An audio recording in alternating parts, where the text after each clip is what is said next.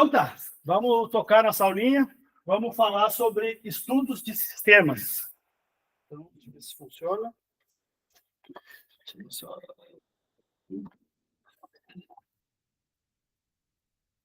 Beleza. Então, a gente tem, isso eu comentei algumas aulas atrás para vocês, que no escopo da disciplina de sinais e sistemas, a gente vai falar de sistemas do tipo LTI, que são sistemas lineares e invariantes no tempo. Então, isso é como se fosse assim uma restrição. Não é qualquer sistema, não é qualquer sinal. São sistemas lineares e invariantes no tempo. Então, domínio do tempo, então a entrada e a saída elas são em funções do tempo. Não quer dizer que os cálculos matemáticos, as operações matemáticas que a gente aprendeu, elas não funcionem. Mas a gente vai assumir, então, que a entrada e a saída são tempo, que são os sistemas, então, eles são lineares e invariantes no tempo, a gente já falou disso. E, no fim, o que a gente vai ter é o alvo da disciplina, que são os sistemas lineares e invariantes no tempo. Isso vem do inglês LTI, que é Linear Time Invariant. Então, se pegarem alguns livros, inclusive, eles não traduzem, eles põem sistemas LTI, ou sinais de sistemas LTI. Então, só para vocês verem o que é o LTI, que é o linear e invariante no tempo. Mas, bom, aí a gente vai falar de um conceito que a gente vai chamar de resposta ao impulso, certo? A resposta ao impulso, ela é bastante importante, ela vai trazer um pouco de contexto para vocês, vocês vão começar a entender o sinal impulso. Há algumas aulas atrás, a gente falou o que era o sinal impulso. O sinal impulso é aquele que, discretamente, ele significa que todos os valores são zero, e no tempo zero ele vale 1. Então, ele é um tracinho lá no zero. E no contínuo ele é um pouquinho mais chato. Na verdade, ele é definido a respeito da integral. A integral sobre a curva desse sinal vale 1, e ele está ali no ponto aproximadamente zero. Então, ele é um infinitesimalmente fino e que a área sobre a curva vale 1. Essa é a definição matemática dele. E pode imaginar com o impulso como apertar aqueles chaves botoeiros, né? Tu aperta um botãozinho que ela vai lá, dá um pulso e para. Não é como a gente apertar uma chave de iluminação, né? Tu aperta e ela vira 1. Aquilo ali é o degrau, né? Ela estava zero, estava desligada, tu aperta, ela fica ligada, tempo infinito, até que alguém vem e desliga e tal. Aquilo é o que a gente vai chamar de degrau. Impulso é um pouco diferente. Impulso é, de fato, essas chaves que dá só um sinalzinho e aí esse impulso é dado e pronto. Então, eu dei o impulso e vou entender esse negócio. O que matematicamente a gente consegue provar que se a gente consegue caracterizar um sistema inteiro, o que significa caracterizar? Significa representar matematicamente. Então, eu consigo representar matematicamente um sistema como a sua resposta ao impulso, certo? Então, permite fazer o que a gente vai chamar de uma caracterização completa do comportamento de qualquer sistema LTI, a resposta ao impulso.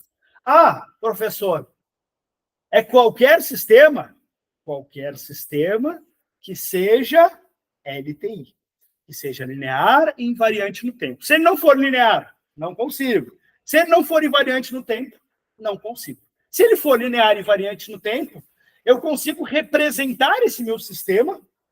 Podem imaginar o quanto complexo vocês querem botar ele. Desde que ele seja linear e invariante no tempo, eu vou conseguir representar ele como essa resposta ao impulso, certo? Então, a gente vai falar um pouquinho mais, vocês vão entender um pouco mais. Então, conhecendo essa resposta ao impulso do sistema, vai me permitir determinar a saída desse sistema para qualquer entrada que esse sistema tenha. Então, vocês podem escolher o sinal que vocês quiserem na entrada, se o sistema for linear e invariante no tempo, e eu tiver a sua caracterização por meio da resposta ao impulso, eu consigo te dizer qual é a saída. Então, tu me dá uma entrada, eu te dou a saída. Tranquilo. Ah, para qualquer sistema, professor, de novo, qualquer sistema que seja linear e invariante no tempo. Por que isso? Ah, isso... Bom, vamos pensar no invariante no tempo. Se o sistema ele é variante no tempo, significa que a resposta que ele dá hoje não é a mesma que ele vai dar amanhã. E aí, se eu tenho uma caracterização num tempo tal, como é que ele vai dar a mesma no futuro? Eu não consigo. Então, ele tem que ser invariante no tempo. E se ele não for linear, o comportamento dele vai ser diferente dependendo da posição que eu estou. Ou seja, dependendo do momento no tempo. Se, vamos chamar assim, se ele não é linear, significa que, dependendo de onde ele está agora, por exemplo, se o capacitor está carregado, se o indutor está descarregado, está emitindo onda, sei lá, o comportamento dele vai ser diferente. Então, também não consigo. Mas se ele for linear, invariante no tempo, eu consigo, para qualquer entrada do mundo, dar a saída. Certo? Então, essa é mais ou menos a história. Então, ele vai se basear na aplicação de um impulso na entrada. Então, como é que eu vou caracterizar esse sistema? Eu vou pegar esse sistema e vou colocar um impulso na entrada e vou medir a saída. Essa saída que eu vou medir, vamos chamar assim, vai ser a minha resposta ao impulso. Certo? Então, eu fui lá, botei um impulso na entrada de um sistema qualquer que eu quero caracterizar, por exemplo. Veja a saída. Essa saída é o que a gente vai chamar de resposta ao impulso. Com essa informação, se o sistema for linear e invariante no tempo, isso é importante, muito importante, eu consigo te dizer agora qualquer saída para a entrada que tu escolhi. Entendeu? Essa é mais ou menos a ideia. Agora tu me dá essa resposta ao impulso, beleza, eu tenho ela. Agora tu me dá uma entrada qualquer, escolhe aí, risca aí no quadro, eu te dou a saída. Como é que eu consigo fazer isso? Através de uma operação chamada convolução, que é essa operação que a gente vai ver hoje discreta na aula e que a gente viu contínua lá nas aulas que eu passei para vocês. Certo? Então, em sistemas de tempo discretos, uma sequência de impulsos ela é bem facilmente obtida. Em sistemas contínuos, a coisa já não é tão fácil assim. Mas em sistemas discretos, ela é bastante fácil. Então, a gente vai ter a soma de convolução, que é essa ferramenta matemática que me permite obter uma saída a partir de uma entrada qualquer, desde que eu tenha a resposta ao impulso no sistema. Então, se eu tiver que representar um sistema, como é que eu posso representar? Eu posso representar como um algoritmo. Ah, ok, um algoritmo é um sistema, beleza. Qualquer sistema que é linear, eu consigo representar ele através de um sinal, vamos chamar assim, que é essa resposta ao impulso. Certo? Se for de tempo discreto, a gente vai chamar de soma de convolução. Se for de tempo contínuo, a gente vai chamar de integral de convolução. Bom, a entrada de um sistema linear, a gente também viu algumas aulas atrás. O que é um sistema linear? Um sistema linear é o que respeita o princípio da sobreposição. Então, se eu tiver se eu aplicar, então, uma soma ponderada na entrada, é o mesmo que eu aplicar uma soma ponderada na saída. Na verdade, essa é a propriedade que os sistemas lineares têm. Então, essa ponderação ela vai ser dada para a entrada no instante que o impulso ocorre. No fim das contas, o que eu vou ter? Se eu tiver o produto de um sinal qualquer e uma função impulso. Então, isso aqui é o nosso impulso, lembra esse delta minúsculo, que também é conhecido como delta de Dirac, certo? Se eu aplicar um sinal qualquer e multiplicar ele pelo impulso, isso equivale a eu multiplicar o meu x na zero pelo impulso. Ah, professor, me confundiu a cabeça. Por que isso é assim? Vamos lembrar o que é o impulso. O impulso ele vale quanto? Vale 0 para todos os valores e 1 para quando o tempo for igual a 0. Certo? Então, o impulso é aquele negócio aqui, né? Então, o impulso é aquele... A letinha é ruim. Alguma vai ter que funcionar. Essa mais ou menos.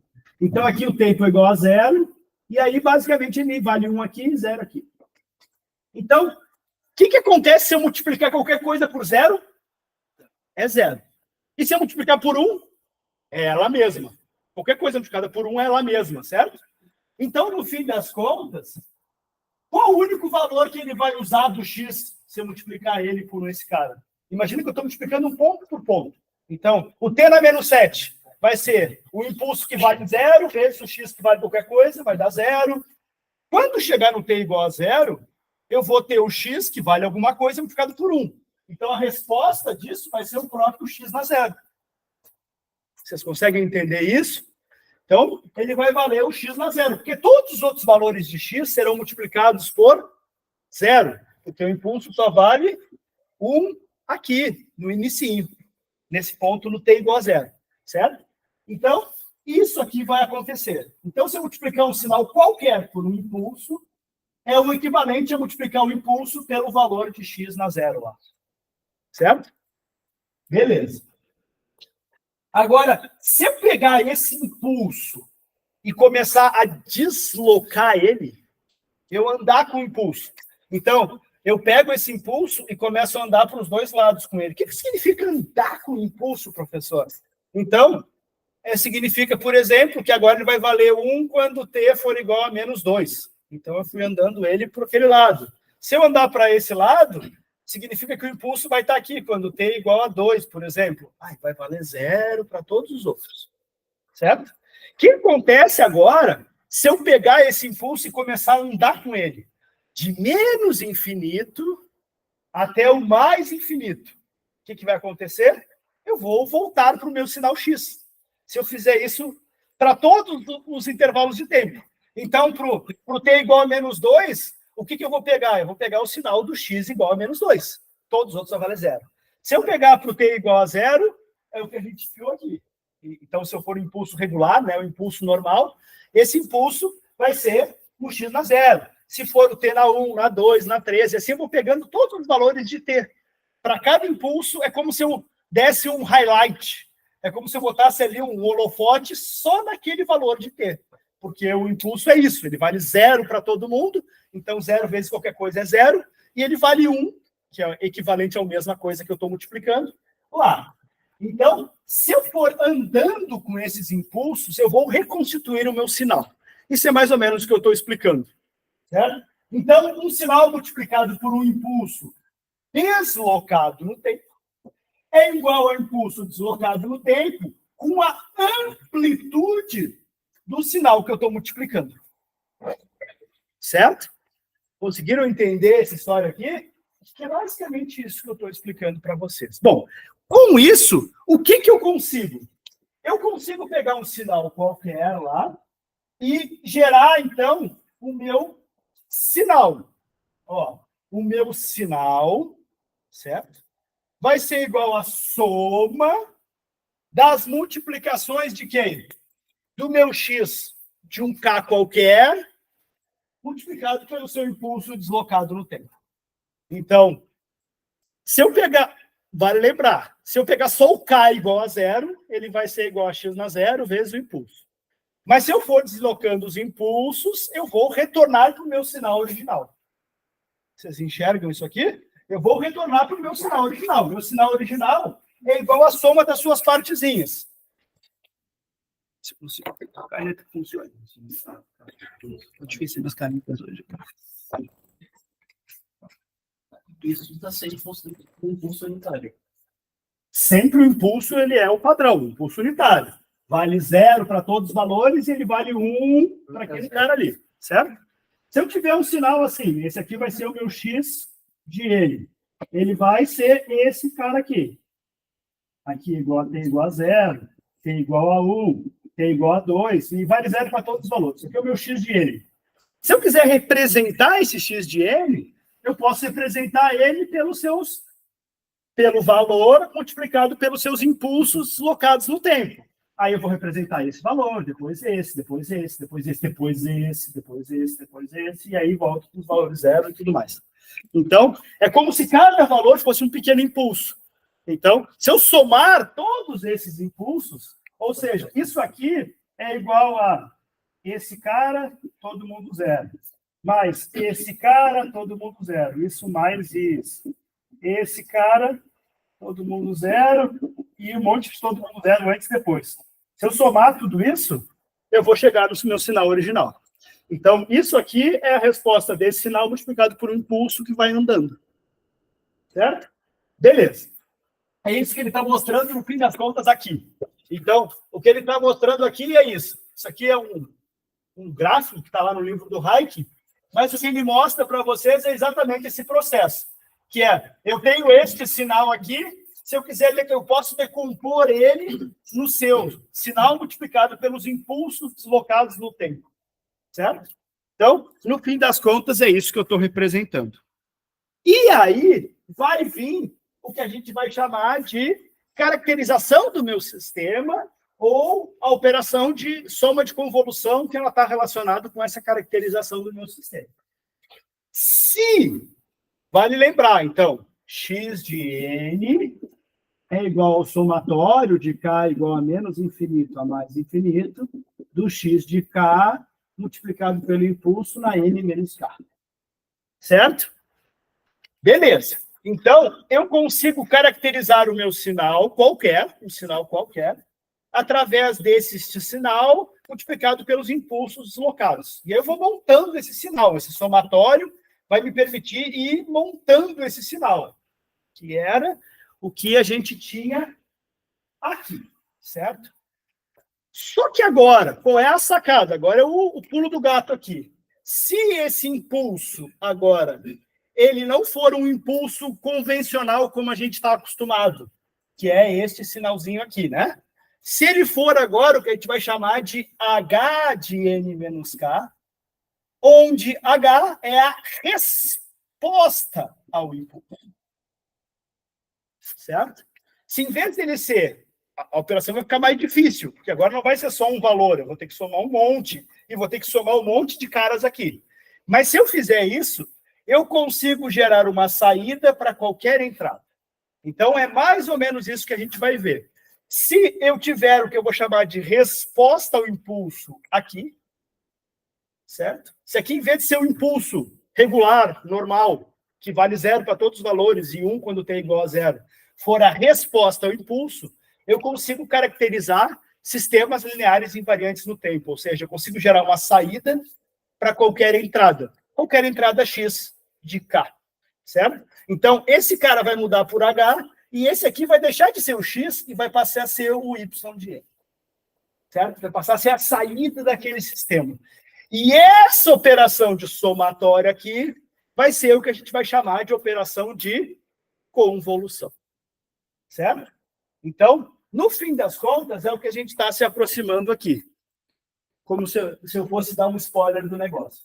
Então, a saída de um sistema qualquer, ela é a aplicação do meu sistema num sinal de entrada. Então, eu tenho um sinal de entrada, eu aplico um comportamento de sistema qualquer, que pode ser um sistema resistivo, um sistema mecânico, um sistema indutivo, elétrico, como vocês quiserem. E gera uma saída, certo? Então, meu sinal. Se o meu sinal, aí vem a parte meio de onde sai isso, né? Pô, por que isso funciona? A gente viu que um sinal X, ele pode, se o sistema for LTI invariante θ lá, a gente consegue representar ele como essa soma aqui. Então, o sinal X de n vai virar aquela soma dos impulsos deslocados no tempo. Beleza? E aí, esse H, como o sistema é linear, ele consegue entrar para dentro. Essa é a magia do negócio. Por isso que ele tem que ser linear e invariante no tempo. Como ele é linear, o H que estava representando todo esse cara, ele entra lá para dentro, ele passa a representar só o impulso. Como o sistema é invariante no tempo, então ele vai virar o H de n menos k, que é o que eu estava falando para vocês, que a gente vai chamar de resposta ao impulso. Certo? E essa operação matemática aqui, que é o somatório de menos infinito a mais infinito, de x multiplicado, isso aqui é uma multiplicação regular, né? Multiplicação de dois sinais. Se eu fizer essa operação, isso a gente vai chamar de convolução. Certo? Então, convolução nada mais é que k de menos infinito a mais infinito, x na k, h de n menos k. O que é isso? Por que esse negócio vai ficar difícil? Por que eu falo, desde a primeira aula lá, que a convolução vai ficar difícil? Porque um sistema interessante, minimamente interessante, a resposta ao impulso dele não é um impulso. É um outro sinal que pode ser bastante complexo. Então, vou ter que fazer quantas operações de multiplicação de dois sinais que podem ser complexos? De menos infinito a mais infinito. Quantas operações eu faço? infinitas. Eu vou ter que fazer infinitas somas de multiplicações de sinais que podem ser complexos. Isso pode ficar completamente impossível de fazer na mão, para sinais bastante simples. O computador ajuda, mas ele também, dependendo do pepino que tu dá para ele trabalha. Ele trabalha. Isso que ele faz, não sei quantas operações por nanosegundos, não sei o que e tal. Ele trabalha para conseguir fazer. Se esses sinais forem o que a gente chama de grandes, grande significa com muitos valores diferentes de zero. Se ele tiver muitos valores diferentes de zero, ele vai fazer a operação para chuchu. Óbvio que aqui a gente está tentando entender o conceito. Então, o que a gente vai falar são sistemas mais simples. Mas isso vai acontecer uma coisa. Mesmo os mais simples, eu vou gastar 45 minutos para fazer o exercício, porque eu vou ter que fazer a soma do monte de gente. E se for integral, eu vou ter que fazer a integral do monte de sinal. Vou ter que integrar sinais, integrar sinais, integrar sinais, integrar sinais, integrar sinais. Certo? Então, no fim das contas, é isso que a gente vai ver aqui na aula de hoje. Então, a gente vai fazer um primeiro exemplo de soma de convolução. Certo? De soma de convolução. Então, aqui tem um exemplinho. Então, eu tenho um sinal de entrada x de n e uma resposta ao impulso lá, que é aquele sinalzinho ali, que ele vale 1 para quando n mais ou menos 1 e 2 para quando n igual a 0. Então, está ali o meu sinal. Um sinalzinho simétrico em relação ao eixo vertical. Isso faz com que ele seja um sinal par. Vocês nem lembram mais disso, mas eu estava correndo a prova alguns dias atrás aí, então eu lembro dessas histórias todas, que vocês estavam lá, mas a maioria acertou pelo menos esse negócio. Mas vamos lá. Algumas coisas interessantes da convolução, algumas propriedades interessantes da convolução.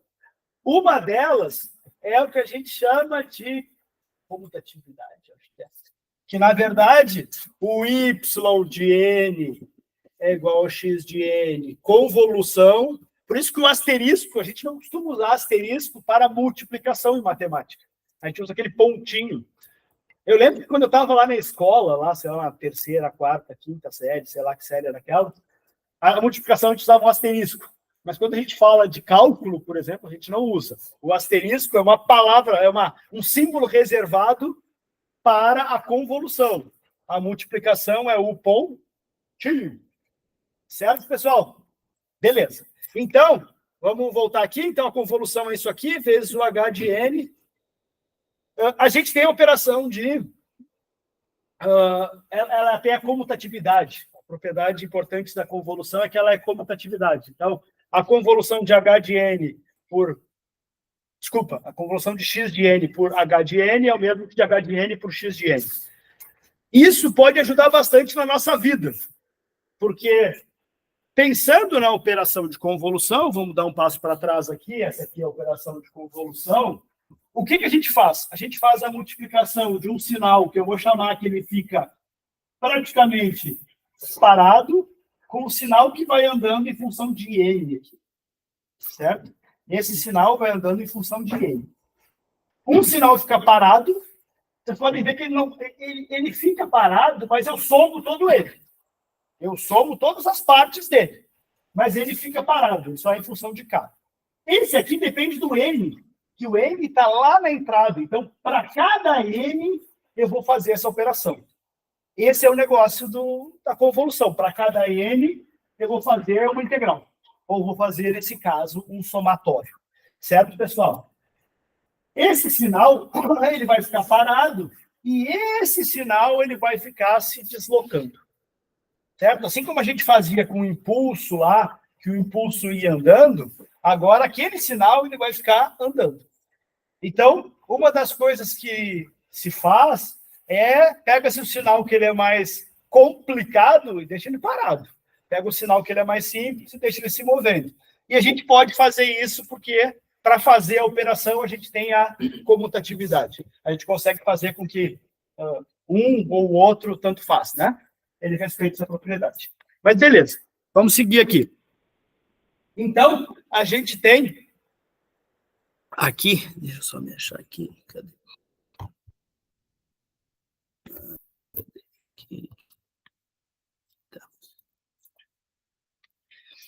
Beleza. Então, aqui a gente tem esses dois sinais e eu vou querer fazer a operação de convolução deles. Para sinais discretos, a gente tem alguns modos de fazer. Para a integral, os modos são bem mais restritos, que é a integral de convolução. Basicamente, a integral de convolução a gente não tem muita escolha. A gente vai ter que gerar o h de n menos k lá e, a partir disso, vai realizar as operações de integral. Então, várias integrais, uma integral para cada n lá. Vai ter que achar os intervalos, que é uma parte bastante complicada e bastante chata. Para o discreto, é um pouquinho mais fácil. A gente tem alguns outros métodos para fazer. Um dos métodos é a gente decompor o sinal em partezinhas. Como ele é discreto, eu consigo facilmente decompor em equaçõezinhas e resolver depois essas equaçõezinhas. Então, o jeito mais, vamos dizer assim, para os sistemas discretos, o jeito mais fácil talvez seja esse. Dependendo do tamanho do sinal, ele pode ficar super difícil. É aquela coisa que a gente vê em métodos numéricos, que vocês ainda não viram, ou pelo menos a maioria de vocês ainda não viu métodos numéricos, mas lá em métodos numéricos a gente tem vários métodos. Uns métodos são melhores para quando as matrizes são grandes, outros métodos são melhores para quando as matrizes são menores, e isso varia. Na soma de convolução é um pouquinho parecido, certo? Para os exemplos que a gente vai dar aqui na disciplina, esse método que eu vou chamar mais simples, ele funciona. Para integral, ele não vai funcionar. Mas, buenas, vamos seguindo o baile aqui. Deixa eu me achar aqui. Então, vou pegar esse meu x, certo?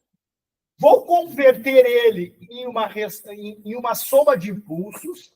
Vou fazer o mesmo para o h de n e depois eu vou fazer a operação. Na verdade, é isso que a gente vai fazer. Então, eu vou pegar o meu x de n, que está lá em cima. Então, o x de n ele vale 2 para n igual a 0, vale 3 para n igual a 1, está lá em cima, e menos 2 para n igual a 2. Então, só tem 3 valores diferentes de 0, certo? Represento ele como uma soma de impulsos deslocados no tempo. Então, o t na 0 vai virar o 2, o n menos 1, então, como o n está mais 1, ele vai virar o n na menos 1 aqui, vai ficar 3, e lá menos 2, o impulso na n menos 2, certo? Representei ele como uma soma de impulsos, que é isso que a gente está vendo aqui no início da aula. Então, peguei aquele meu sinal lá e vou multiplicar pelos seus impulsos deslocados. Eu vou representar ele como essa fórmulazinha ali. Então, 2 vezes o impulso, porque o impulso na n, porque o n é igual a 0. Como eu quero o impulso? Eu sei que ele vale 3 para quando n é igual a 1. Isso equivale ao impulso na n menos 1. Eu sei que ele vale menos 2 na n igual a 2. Ele vai ser menos 2 multiplicado por um impulso também na n menos 2. Certo? Beleza. Então, representei o meu x de n. E agora, o que eu tenho que fazer? Né? O que eu tenho que fazer? A gente viu que, se o sistema é linear e invariante no tempo, eu vou converter o meu impulso, que tem aquele delta, aquele símbolozinho grego ali, pelo h. Então, ele vai virar, no fim das contas, 2h na n, 3h na n menos 1, menos 2h na n menos 2. E aí, como é que eu faço esse negócio? Eu posso fazer graficamente, posso fazer matematicamente. O jeito mais convencional é fazer, de fato, graficamente, depois somar esses sinais. Dá para fazer pelos dois modos. Deixa eu apagar esse quadro aqui, a gente faz pelos dois modos.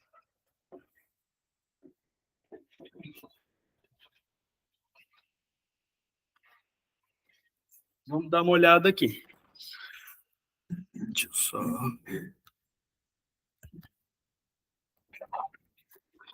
Então, pessoal, vamos lá. Então, eu vou ter o meu x de n, que vai ser igual a 2 delta na n, mais 3 delta na n menos 1, mais... Não, menos 2 delta na n menos 2. Que é o que está no slidezinho aí. Beleza.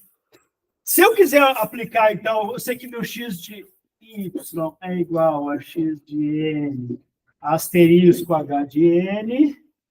Então, isso equivale a eu aplicar a operação e tornar isso aqui igual a 2h na n mais 3h na n menos 1 menos 2h na n menos 2. E aí, tudo certo, tudo beleza, tudo lindo. Agora, o que a gente tem que fazer é a soma desses três sinais aqui. Ah, quem é o h de n? O h de n, vamos voltar aqui. O h de n, então, vamos lá. Vamos fazer o seguinte, h de n. Então, esse aqui vai ser o meu h de n. Ele vale 2, e ele vale 1 e 1 aqui, é isso? Para menos 1, 0, 1, 2, aí ele vale 0 para todos os outros. É isso, né? É isso, beleza. Então, o que eu vou fazer? Eu vou gerar o que eu vou chamar de H1, H2 e H3. Certo? Então, esse é um dos modos que a gente vai fazer. Então, quem é o H1? O H1 é esse meu sinal multiplicado por 2.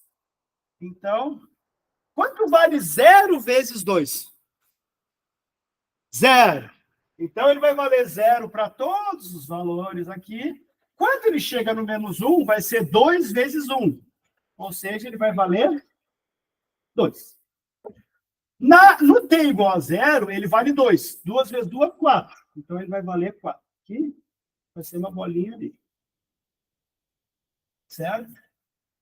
No t igual a 1, ele vai valer 2 também, porque 1 vezes 2 é... E vale 0 para todo o resto. Beleza? E aí, beleza. Aí, eu vou gerar o meu H2 aqui. Ela começa bem e vai morrendo. Então, eu vou gerar o H2. O H2 é 3 vezes o H, mas não é o H de N. É o H de N menos 1. Certo? Então, eu vou precisar... Eu posso fazer tudo junto, ou eu posso fazer separado. Eu vou fazer separado o H de N menos 1 aqui, só para facilitar didaticamente para vocês. O que significa eu fazer H de menos 1? Significa que eu vou fazer esse sinal andar para o lado positivo. Embora aqui apareça o menos dá uma impressão para a gente de que eu andaria para lá, mas, na verdade, eu vou andar para cá. Ah, por que isso, professor? Porque o H de N, a gente falou isso umas aulas atrás, ele vale 1 para quando N igual a menos 1, ele vale 2 para quando N igual a 0, 1 e quando N e 0 para todos os outros. Beleza. E aqui quando N igual a 1. Se eu pegar e... Oi? É 1 quando N é mais ou menos. Isso, mas bom, eu quebrei duas partezinhas aqui para ficar mais didático. Eu quebrei para ficar mais didático, mas ele vale para quando menos 1 e para quando mais 1, beleza. Mas eu quebrei em 2 para ficar um pouquinho mais didático. Só um pouquinho, não muito. Se eu botar um menos 1 aqui, o que vai acontecer com esse N menos 1? Ele vai virar menos 1 aqui. Ele vai virar menos 1 aqui, ele vai virar menos 1 aqui. Meu azul não me ajuda. Menos 1 aqui, menos 1 aqui, menos 1 aqui. O que vai acontecer com esse menos 1 aqui? Para mim isolar o M, ele vai ir para o outro lado. E esse menos que estava diminuindo vai para o outro lado, somando. Certo? Então, no fim das contas, o que eu vou ter, o meu H de N menos 1, ele vai ser igual a 1 para quando N igual a 0, porque o menos 1 soma, mais 1, menos 1, 0. 2 para quando N igual a 1 e 1 para quando N igual a 2, 0 para todos os outros casos. Vocês entenderam? Que é o que eu estou falando para vocês. Por mais que eu tenha botado um N menos 1 aqui, ele não puxa o sinal para lá. Ele puxa para o outro lado. Ele empurra o sinal, vamos dizer assim. Certo? Então, ele vai valer quanto? Ele vai valer o H de N menos 1. Lembrando que a gente está interessado é 3 vezes o H de N menos 1. Mas agora eu estou fazendo o H de N menos 1. O H de N menos 1 vai valer 1. Eu vou trocando de caneta e elas vão me entregando aqui. 1, 2 e 1. E 0 para todo o resto do mundo. Então, ele vale 0, 1, 2. Que é esse mesmo sinal. Esse é o H de N menos 1. Mas o que eu estou querendo, pessoal, é essa componente aqui, que eu chamei de H2. O H2 é este sinalzinho multiplicado por 3. O que significa multiplicar por 3? Pegar cada pontinho desse sinal, multiplicar por 3. Por que isso é viável de fazer, pessoal? Porque tem muito zero. Zero eu já sei a resposta. Eu sei que se vale 0 para lá, 0 vezes qualquer coisa é 0. Então, o meu H2, que eu vou pegar uma setinha e colocar aqui, nada didático. Certo? Esse aqui vai ser o meu H2. Ele vai valer quanto? Ele vai valer 0 para todo mundo, 0, 0, 0, 0, 0, 0. Quando ele chega no T, ele valia 1, 1, ele vai valer 3. E aí esse cara valia 2, 2 vezes 3, 6. E 1 vezes 3, 3. E aí 0 para todo mundo. Esse é o meu H2. Alguma dúvida, pessoal? Alguma dúvida? Se tiverem, perguntem. Estou tentando ir passinho a passinho, mas é que são muitos passinhos. Mas estou tentando ir devagarinho. Certo? Se tiverem dúvida, vai lá, meu querido. Dá-lhe pau. Professor, eu pedi os valores de H de N. O H de N, esse aqui? Isso. Esse foi dado no meu exercício. Aqui. Ele veio do exercício. O exercício dizia que o H de N era esse. Ponto. E o X era esse. Ponto. Só estou usando ele. Eu só estou usando ele. Certo? Então, o meu H de N ele vem daqui. E aí, o que eu estou fazendo é H de N menos 1. E agora eu vou precisar fazer o H de N menos 2. Certo? Então, o meu H de N menos 2, a gente já sabe, né? Não vou perder tanto tempo, mas que ele vai valer 1 aqui, ele vai valer 2 aqui, e ele vai valer 1 aqui. Isso para 1, 2 e para a posição 3. Vocês viram que eu fui deslocando ele, né? Ele estava centrado em 0, aí quando o H de N menos 1 ele ficou centrado em 1, e com o H de N menos 2 ele ficou centrado em 2. Beleza? Entendido? E agora, então aqui está o meu H de N menos 2. Eu podia fazer essas operações matemáticas todas aqui e tal. Se vocês sentirem dificuldade, podem fazer. Mas eu vou seguir o baile. Só que agora eu vou pegar esse sinal e vou multiplicar por quem? Por menos 2. O que vai acontecer com esse sinal? Que vou gerar, então, agora o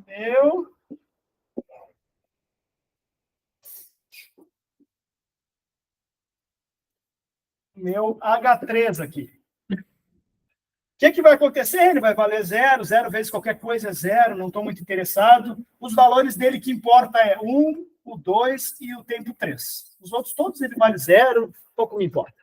Certo? O que me importa é os tempos que não são 0, que é o 1, o 2 e o 3. Certo? Quanto vale 1 vezes menos 2? Menos 2. Quanto vale 2 vezes menos 2? Menos 4. E quanto vale 1 vezes menos 2? Menos 2 aqui. Pronto. Beleza. Então, o que eu preciso fazer agora para chegar no meu y de n? Somar esses 3 sinais. Certo? Somar esse componente com esse componente com esse componente. Os 3 componentes, eles estão aqui nos slides. Então, tá ali os 3 componentes que eu mostrei como é que eles chegaram. Tentei ser um pouco mais didático, para não só dizer, pessoal, chegamos. Não Mostrei como é que a gente chegou nesses 3 componentes. Agora, a gente precisa somar eles. E a soma deles vai ser quem? Vai ser o meu y de n, que é a minha saída, que é o que eu quero, que é o resultado da minha convolução. Certo? Então, peço mais para o meio, que vai surgir um valorzinho negativo. Beleza. Aqui é o tempo, aqui a gente chama de n porque é discreto. Mas beleza, é o tempo. Certo? Então, aqui deve ter um nzinho, aqui um nzinho, aqui um nzinho. Beleza. Mas dá para entender. Espero que dê. Então, eu vou querer somar esses caras. Somar significa eu pegar cada nzinho. Então, aqui tem um n, vamos dizer que é o menos 7. Aqui tem o n menos 7. Aqui tem o n menos 7. Quanto vale? 0 mais 0 mais 0. 0. Então, lá no menos 7, vale 0. Óbvio que eu estou sendo didático, na prática a gente não fica gastando tempo com 0 mais 0 mais 0 mais 0. O computador gasta. Então, se a gente encher de 0, depois a gente vai ver que se a gente encher de 0, isso vai gerar umas propriedades malucas interessantes em algum momento. Mas aqui não é tão importante esse monte de 0, né? Mas vamos lá, eu vou andando do menos 7 para o menos 6, para o menos 5, e é tudo 0, porque é 0 mais 0 mais 0, 0 mais 0 mais 0, 0 mais... Quando é que ele deixa de ser 0? O primeiro valor que deixa de ser 0 é o menos 1. Então, é o meu valor de interesse. Eu tenho que prestar atenção. Tudo que está antes de menos 1 vai ser 0. Então, aqui vai ser 0, vai ser 0, vai ser 0, vai ser 0. Quando eu chego no menos 1, opa, ele deixou de ser 0. Eu vou ter 1 mais 0 mais 0. Quanto vale? 1 mais 0, 1. 1 mais 0, 1. Então, ele vai valer 1. Ele não é 2? Bem lembrado, bem lembrado. Mas é isso mesmo. Estão espertos. Fechando. Isso, ele virou 2. Ele era 1, mas multiplicou por 2 aqui e virou 2. Beleza. E aí, agora no t igual no n igual a 0. Quanto vai valer? 4 mais 3. 7. 7 mais 0, 7. Então o negócio vai lá em cima. Pau. Certo? Então, 2, 7. Vamos mais no próximo. Agora no n igual a 1. 2 mais 6, 8. Menos 2, 6. Então, ele vai ser o 6 aqui. Joinha? Vamos seguindo. N, aqui é... Eu não botei, né? N dificulta a vida. Aqui. Então, já foi o 1. Agora nós vamos para o 2. Quanto vale o 2 nesse primeiro aqui? Já valeu 0. Então, já não conta mais. Esse cara aqui eu posso até esquecer. Vamos prestar atenção no que importa. Então, esse cara vale 3. 3 menos 4, menos 1. Menos 1. Pau, tem uma bolinha ali do menos 1. Aí, vamos para o outro.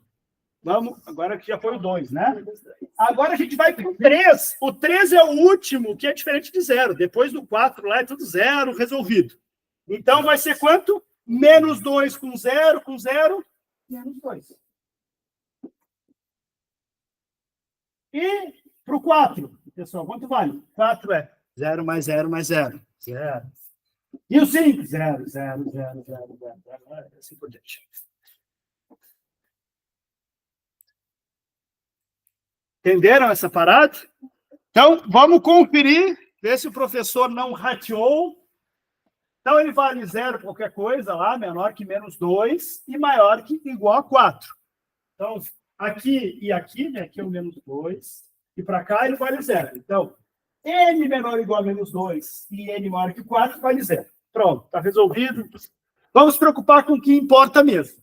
Então, o n menos 1, ele vale 2. Acertamos. Com a ajuda de vocês. O n igual a 0 vai valer 7. Acertamos. Depois, o n igual a 1 vai valer 6. Acertamos. O n igual a 2 vale menos 1. Acertamos. O n igual a 3 vale menos 2. Acertamos. Maior que 4 vale 0. Conseguimos. Deu certo. E aí, entenderam as coisas? Bom, Vamos por partes. Então, eu vou puxar um scriptzinho em MATLAB para não dizer que a gente não consegue fazer esse negócio. É esse aqui, eu vou mostrar para vocês. Ali, ó, eu vou abrir ele bem grande. Deixa eu ver como é que eu aumento a fonte desse negócio agora. Deixa eu ver como é que eu aumento a fonte. Editor, eu acho. Não. Como é que eu aumento a fonte? Preferências. Aqui, editor, deixa eu só aumentar a fonte dele. Que vai facilitar a nossa vida.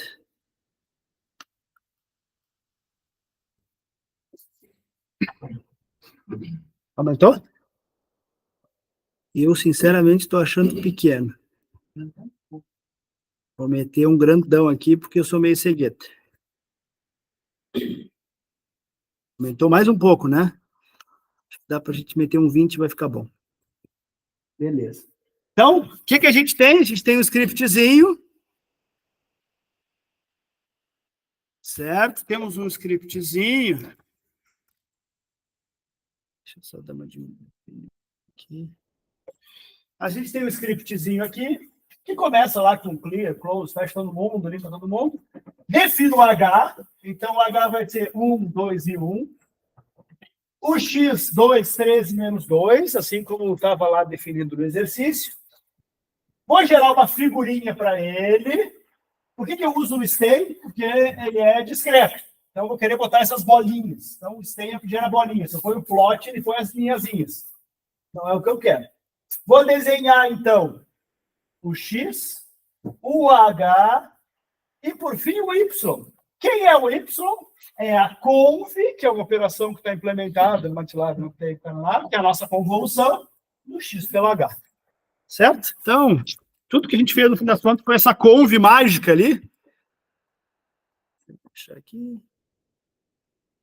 Acho que eu consigo fazer direto aqui. Cadê? Consigo fazer dar direto play aqui.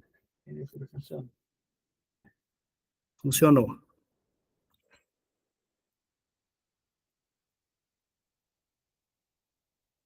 Aqui.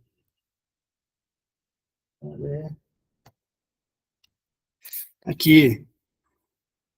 Isso dá para ver perfeito, mas dá para ter uma boa ideia do que está acontecendo.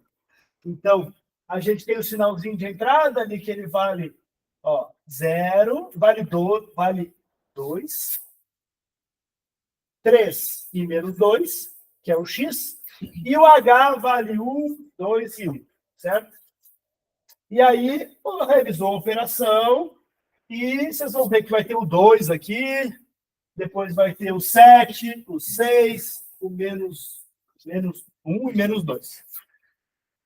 O que não vai ficar tão bonitinho? A gente tem que ajustar isso. Inclusive, isso era uma das coisas que a gente comentou bastante lá na prova, que é a questão dos eixos. Olha só, ele sempre vai tender a pegar o 1, o 2 e o 3, que são aquelas posições do vetor. O vetor em MATLAB, Octave, ele começa com 1, 2 e 3. Em C, ele começa em 0. Em Python, em MATLAB, Octave, ele começa 1, 2, 3 e 4, são as posições do vetor. A gente teria que ajustar esses eixos para eles ficarem nessas posições aqui. Eu não fiz aqui nesse exercício, mas a gente teria que ajustar, ou a gente poderia olhar ele ajustado se ele tivesse, que foi o caso daquele exercício da prova lá. Isso é uma das coisas que vários, não foram todos que erraram, vários acertaram, mas que vários erraram, que é a questão a posição do vetor versus o tempo associado com aquela posição do vetor. Mais buenas. Vamos lá, então está ali, o resultado foi exatamente o mesmo. Funciona esse negócio. Certo? Então está ali, o exercício está lá no APA também, se vocês quiserem olhar. Tudo certo. Bom. Aqui tem um outro exemplo, esse é um exemplo do Hayek. Depois vocês podem olhar com bastante cuidado. Ele é exatamente igual a esse exemplo que eu dei aqui, certo? Vocês podem depois dar uma olhada boa nele. Ele tem um sinal X aqui que ele é um pouco maior. O que significa um sinal maior? mais valores diferentes de zero. Se ele tem mais valores diferentes de zero, vai gerar mais gráficos para serem somados, certo? Se ele tiver aqui 10 valores diferentes de zero, o que vai implicar nisso para vocês? Que vão ser 10 gráficos para ser somados. Se tiver um, é um só. Se tiver N, nesse caso tinha 3, ambos tinham 3 valores diferentes de zero, certo? Então ele gerou 3 gráficozinhos para ser somados. E aí vem aquela história que eu estou falando. Se um tiver 2 e outro tiver 5, o que a gente faz? A gente, de repente, coloca aqui os 2 e lá os 5 e soma 2 vezes 5 valores. É mais fácil que fazer 2 somas de muitos valores, certo? Então, eu posso ajustar conforme for mais cômodo para mim. Então, nesse caso, os 2 tinham 3 valores diferentes de zero. Então, gerou 3 gráficos que foram somados, cada um com 3 valores diferentes. Exemplo que eu tinha 5 valores diferentes de zero, eu tinha 2 opções. Ou eu somava 5 gráficos pequenininhos, ou eu somava 2 gráficos com muitos valores, com mais valores diferentes de zero, por exemplo. Então, essa organização de como fazer, o que for melhor para vocês, o que vocês acham mais fácil. Porque, às vezes, somar um monte com um pouquinho de valor é mais fácil, tem menos chance de errar. Somar muitos valores pode ter mais chance, mas a gente vai ter mais gráficos. O que é melhor? Cada um vai saber, certo? Então, aqui ele faz a mesma coisa, né? Ele faz essa operação, ele tem uma resposta ao impulso que tem 4 valores diferentes de zero, e ele tem uma entrada que também tem 4 valores, certo? O que vai ser diferente disso aqui? Em vez de 3, a gente vai ter 4 valores para serem feitos, e aqui, em vez de deslocar 3 valores, eu vou deslocar 4 valores. E é isso que, no fim das contas, ele faz. Então, ele vai fazendo 1, 2, 3, 4, e no final ele soma tudo, que é o que a gente fez no exercício anterior. Certo? Então, depois vocês podem olhar. O livro ele comenta sobre esse método que a gente vai chamar de método algorítmico, que é basicamente como o algoritmo resolve. Não necessariamente é o melhor para um ser humano resolver, mas é o melhor para uma máquina resolver, vamos dizer assim. Esse método algorítmico, ele é o mesmo que a gente usa para resolver a integral de convolução. Então, eu inverto meu sinal, depois eu vou deslocando ele e vendo os intervalos, e no fim eu somo todo mundo. No fim das contas, o que eu faço é somar todo mundo. Então, ele é bem parecido com o que a gente usa na integral. Eu, particularmente, não gosto muito de usar ele para cá. Eu acho que, assim como eu mostrei para vocês, é mais fácil. Mas agora a gente vai entrar num pedacinho da aula que está na hora de vocês tentarem fazer.